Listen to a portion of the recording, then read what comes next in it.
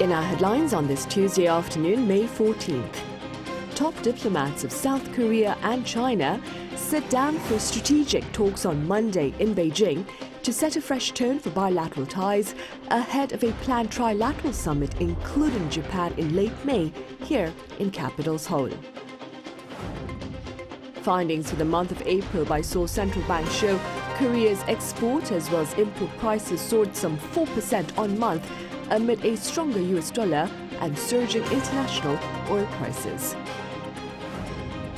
And the Biden administration is set to share new tariffs targeting Chinese electric vehicles, medical supplies and solar equipment to reportedly level the playing field for American companies. Foreign Minister Cho Myoung and his Chinese counterpart Wang Yi held a 4-hour meeting in Beijing that touched upon a number of bilateral as well as broader issues of regional interest. Our Kim Jung-sil covers this latest diplomatic interaction. Foreign Minister Cho Myoung met with his Chinese counterpart Wang Yi on Monday in Beijing. His 2-day trip to China came at the invitation of Wang, the director of the Office of China's Central Commission for Foreign Affairs. Minister Cho said to open up a new era for Seoul and Beijing, it's important to build a foundation for sustainable development by improving mutual trust. He said the two countries must continue developing a strategic partner relationship based on mutual respect, benefit, and common interest. Director Wang said the two countries established each other as strategic partners in 2008, giving each other more important diplomatic positions. But he pointed out that difficulties and challenges have increased since then and proposed to work together face-to-face to promote a healthy and stable relationship without interference. In the 4-hour meeting, the two sides discussed issues of mutual concern such as the situation on the Korean peninsula, including the North Korean nuclear threat, as well as the semiconductor supply chains. You can tell that the two sides tried to create an atmosphere by avoiding provocative words, and it can be read that the two sides were using the opportunity of high-level talks to create new momentum for bilateral relations. The two also discussed details of the trilateral summit between Seoul, Washington, and Tokyo scheduled for later this month. They agreed to strengthen communication using various channels. Kim Jung-sil, Arirang News. U.S. Deputy Secretary of State Kurt Campbell has stressed the significance of cooperation among Seoul, Tokyo and Washington to counter threats posed by Pyongyang. In a virtual address to members of an annual security forum here in Seoul earlier on this Tuesday, Campbell underscored the trilateral efforts aimed at coordinating an international response to North Korea's rampant and reckless violations of UN Security Council resolutions. This year's Asan Plenum gathered over 50 pundits from home and abroad to share their thoughts on maintaining peace in Asia amid persistent threats from North Korea. Findings for the month of April by Seoul Central Bank show Korea's export as well as import prices soared some 4% on month. Our Shin Se-byuk tells us why. A strong U.S. dollar and rising international oil prices drove up both export and import prices in South Korea for the 4th consecutive month in April. Preliminary data released by the Bank of Korea on Tuesday showed that the country's export price index rose by 4.1% on month. Compared to a year ago, it rose by 6.2%. By category, manufactured goods saw a 4.1% increase from the previous month. Taking a closer look at manufactured goods driving the overall rise, prices for computers and electronic and optical devices saw a significant rise of 7.3%, and chemical products increased by 3.3%. However, prices of agricultural, forestry, and fishery products fell by 2.5% from March. Last month, the average $1 exchange rate was 1,367.831, marking a 2.8% on-month increase and a 3.6% on-year jump. The import price index for April also saw an on-month climb of 3.9%. This increase was due to the rise in international oil prices, with Dubai crude oil prices increasing by almost 6% per barrel compared to the month before. Raw materials saw a significant month-on-month increase of 5.5%. Intermediate goods rose by 3.7% on month, driven by increases in primary metal products, computers, and electronic and optical devices. Both capital goods and consumer goods increased by 1.9% from the previous month. The central bank explained that with export prices rising more sharply than import prices, the country's terms of trade have improved for the 10th consecutive month. Shin Se-byuk, Arirang News. President Yoon Suk-yeol has pledged to pass a law to better protect Korea's vulnerable laborers. In his 25th session of public policy discussions on this Tuesday held here in Seoul, the president sat down with non-union workers, including those in delivery, and spoke of a legal framework to ensure financial support in the event of illness, injury, or job loss. He also said the government will accelerate its labor reform to tackle polarization amid labor market segmentation. The president's public policy sessions were paused in late March amid the general election. And the top office here has broken its silence to address the pressure imposed by the Japanese government on Korea's online platform Naver to sell its share in the company that operates Japan's popular messaging app Line. Our Moon Hae-ryan has more. The South Korean government has spoken up to support Naver as it faces foreign pressure to sell its shares in Line Yahoo. Presidential Chief of Staff for Policy Sung Tae-eun briefed reporters on Monday afternoon about the government's current stance and future plans to assist Naver with the issue. The government's response has so far reflected Naver's position as much as possible and will continue to support Naver with any future developments. He stated that the government has been in communication with both Naver and the Japanese government and is waiting for the firm to make its stance clear to provide as much support as possible. Last Friday, Naver released an official statement saying that it was currently undergoing discussions with SoftBank to obtain the best result possible for the company, and the possibility of selling its shares was on the table. After a data leak from the messaging app Line last year, the Japanese government directed its operator in March to review its capital relationship with Naver to prevent it from happening again. Line Yahoo is mostly owned by A Holdings, which is a joint venture with equal stakes between South Korea's Naver and Japan's SoftBank, the firm that has been leveraging Tokyo's pressure to reduce Naver's control by slashing the South Korean firm's equity. Seoul has been called on to respond to the situation because Naver lacks communication channels with the Japanese government, whose moves have widely faced criticism as Naver is responsible for most of Line's technology. Before the briefing, the Ministry of Science and ICT stated last Friday that it regrets the pressure placed on Naver by Tokyo and will respond firmly and forcefully to any discriminatory action against South Korean firms. It also pledged support for measures to strengthen information security at the company to address the user information leaks, should the firm wish to continue holding its stake in Line Yahoo. But on Monday, the firm's union spoke out against Naver's possible divestment of its stake in Line Yahoo, adding that the firm needs to protect the technology and know-how of its workers that have gone into building Line. Moon Hae-ryan, Arirang News.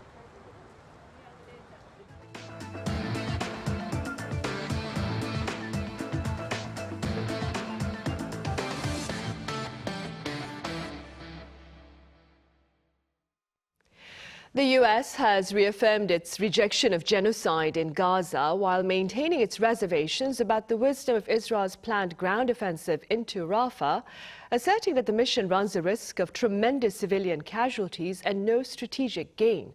Our Yoon reports.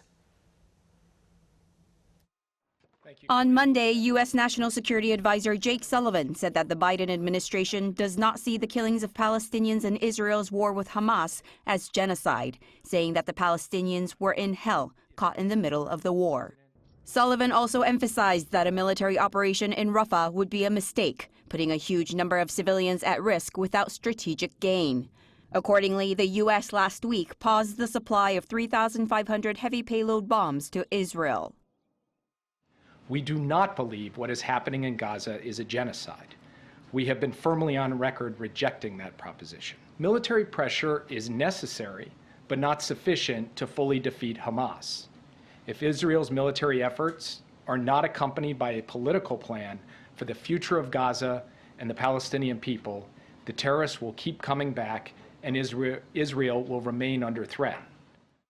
While U.S. support will continue through advice and weapons, Sullivan said that Israel is a sovereign country that will make its own decisions.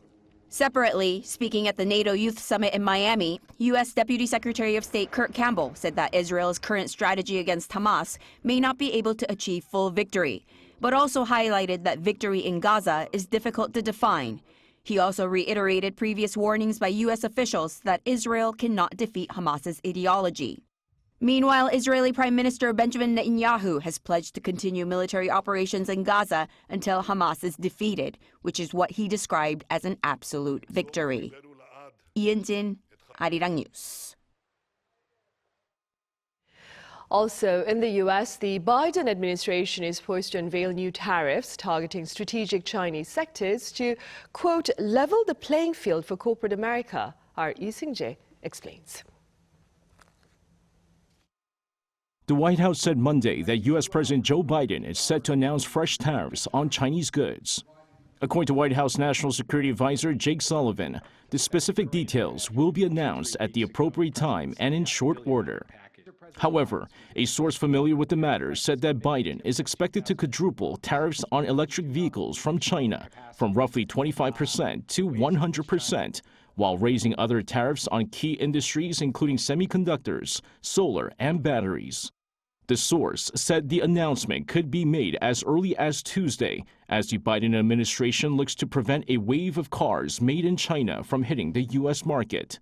Pundits say the latest decision is a move to bolster his image as being tougher on China than former president and election rival Donald Trump.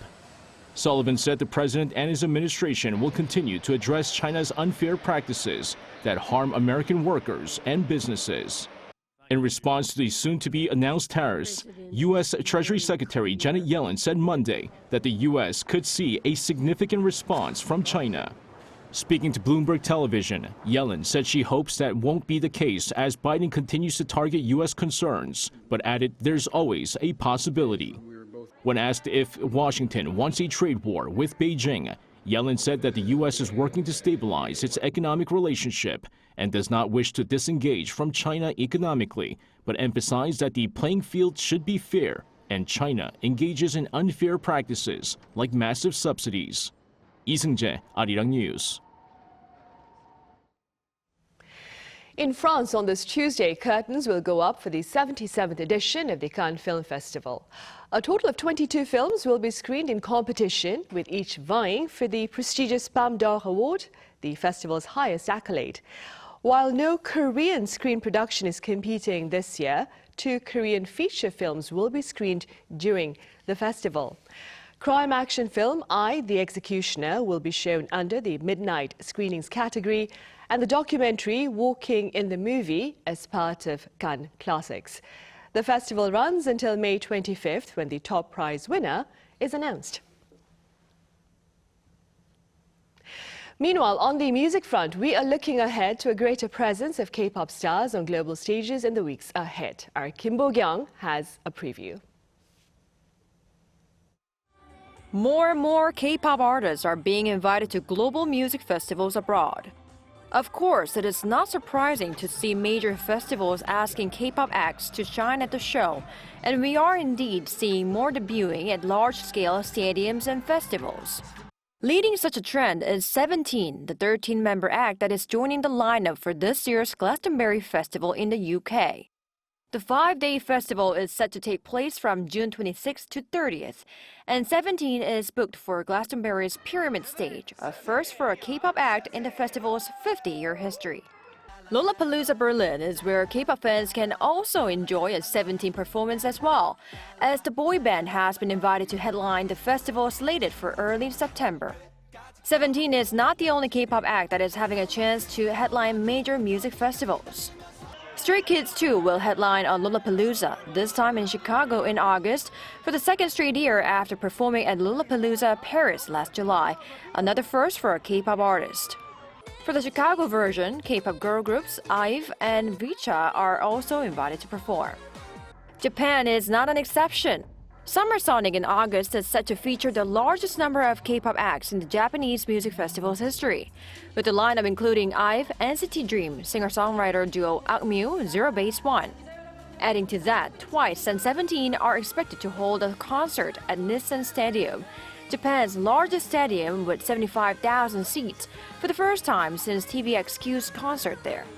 An expert says such performances at music festivals can upgrade K-pop acts' live performance skills and their brands. In South Korea, idols do more broadcast activities than concerts most of the time. But by headlining such global music festivals, they can upgrade themselves to become live performance artists on the global stage, adding more value to their own brands. Kim Bo-kyung, Arirang News. Right here in Seoul, a unique competition took place at a park by the Han River this past weekend, one that challenged participants to simply zone out for an hour and a half to win. Our Yoon was there. Do you ever want to just space out and do nothing for a while? Well, there is a place where people gather to do that and maybe even win a trophy. Seoul City government hosted the 10th Spaceout competition on Sunday at the Banpo Hangang Park. I wanted to apply for this competition as this competition is very interesting to me. It underlines the importance of taking time for ourselves and relax and meditation. This year, more than 2,700 teams applied to participate in the competition, and 80 individuals or teams of up to 3 members were selected. Participants spanning from celebrities to athletes were there to express their individuality, adding to the enjoyment of the competition. We are bakers, so it's really hot in front of the oven. I found myself wanting to empty my mind. After working so hard, I feel confident about spacing out. As I've entered my 60s, I wanted to try new things and explore a variety of experiences. I don't necessarily have ambitions of winning first place. Instead, I'm cherishing it as a wonderful experience. And with the bell ring to start the competition, each participant settled into their own comfortable state of spacing out. Surprisingly, the presence of a crowd didn't seem to disrupt their peaceful state of mind. To win, participants need to maintain a blank state by not moving or even thinking about anything for 90 minutes. Wristband heart rate monitors will check every 15 minutes. Visual artist Upsiang is the organizer of the event. She says the selection process for participants prioritizes the reasons for the application, while also wishing to bring together a diverse group of people in terms of age, gender, and occupation. My wish is that everyone can collectively experience a moment of true relaxation during this unique occasion. While some participants chose to withdraw midway, others demonstrated remarkable endurance. After the 90-minute space-out session, the winner was determined based on 2 factors. Firstly, participants' heart rate graphs were analyzed to measure relaxation levels. And secondly, through on-site voting by onlookers, who selected their favorite participant based on the stories that led them to apply. In the end, Kwon So-ah, a freelance broadcaster who previously worked as a reporter at Arirang, took the trophy. I space out often, but it feels like my heart rate is around 150 beats per minute right now. Even without a cash prize, people seem to enjoy the significance and meaning imparted by the event, because we all need to find moments of relaxation and peace amidst the hustle and bustle of our busy lives. Yoon, Arirang News.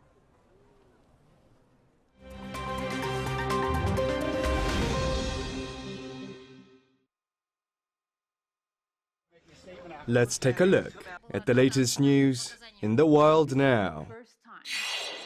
In the U.S., Michael Cohen, the former lawyer of Donald Trump, testified in court on Monday that Trump personally signed off on a hush money payment to an adult film actress. Once the former U.S. president's most loyal aide, Cohen told jurors on Monday that Trump told him to just do it, personally instructing Cohen to find the best way to pay the porn star Stormy Daniels $130,000 in return for her silence on an alleged sexual encounter in 2006. Cohen said that he had rang Trump twice to confirm his approval before opening a bank account for the hush money payment. Cohen further testified that Trump reimbursed him by falsely recording it as a legal retainer fee.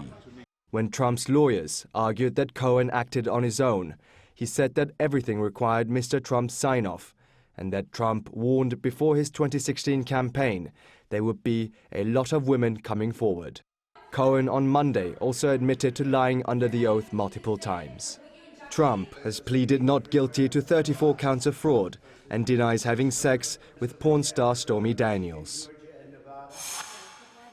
To Kazakhstan next, where the country's former economy minister, Kwandik Bishimbayev, was sentenced to 24 years in prison on Monday for the torture and murder of his wife. 44-year-old Bishimbayev was found guilty following a 7-week trial, which included key CCTV video evidence. Footage showed him repeatedly kicking and punching his 31-year-old wife, Sultanat Nukanova, before she was dragged by her hair into a room where she later died. Additional videos from Bishimbayev's phone included him humiliating his bruised and bloodied wife. Days after her death, relatives launched an online anti-domestic violence petition to pass Sultanat's law, which quickly garnered over 150,000 signatures and passed parliament in April. Bishimbayev was sentenced to 10 years for bribery in 2018, but served less than 3 years. In tech news, ChatGPT creator OpenAI announced the release of its new AI model called GPT-4o on Monday. GPT-4o, with the O standing for Omni, claims that it is able to reason across audio, visual, and text-based information in real time. It accepts any combination of text, audio, and images as input and can generate a similar combination of output. With an average audio input response time of 320 milliseconds, OpenAI says that it is similar to a human's response time in a conversation. The updated AI model was unveiled at a live stream event on Monday, where it guided watchers through a math equation, provided real-time language translations, and analyzed data on a graph. OpenAI CTO Mira Murati said that GPT-4o is a huge step forward when it comes to the ease of use. In entertainment news, the winners of the 2024 BAFTA Television Awards were announced on Sunday evening local time at London's Royal Festival Hall. The awards, which are given to the best in television, saw Top Boy win Best Drama Series, while The Sixth Commandment and Squid Game The Challenge also won their respective categories. Timothy Spall won the Best Leading Actor for his role in The Sixth Commandment, while Sarah Lancashire of Happy Valley won Best Leading Actress. Jasmine Jobson won Best Supporting Actress for her role in Top Boy, while Matthew McFadden won Best Supporting Actor for his role in Succession. Kim Seong, Arirang News.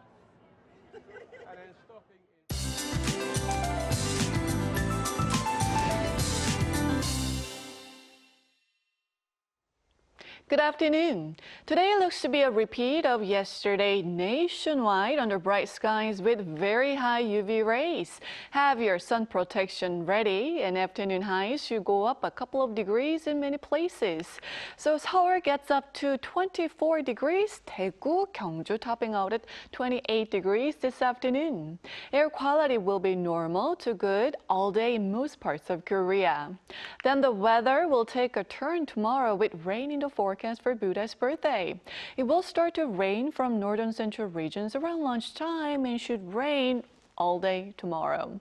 The East Coast will receive the most rain with up to 60 millimeters, and rain could continue into Thursday in Gangwon-do and Gyeongsang-Pukdo provinces. Meanwhile, the rest of the country could see 5 to 40 millimeters through late tomorrow night.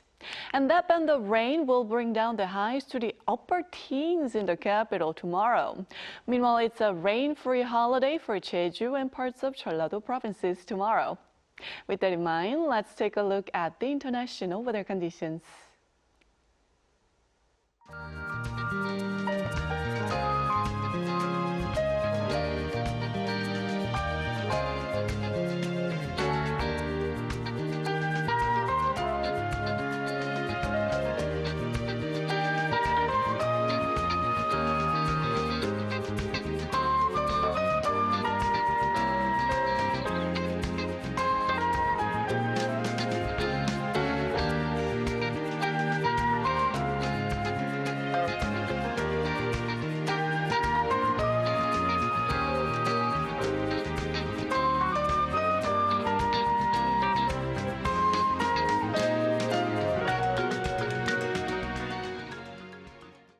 Right, and those are the headlines at this hour here in Korea. Coming up next is our daily panel session. Do stay with us.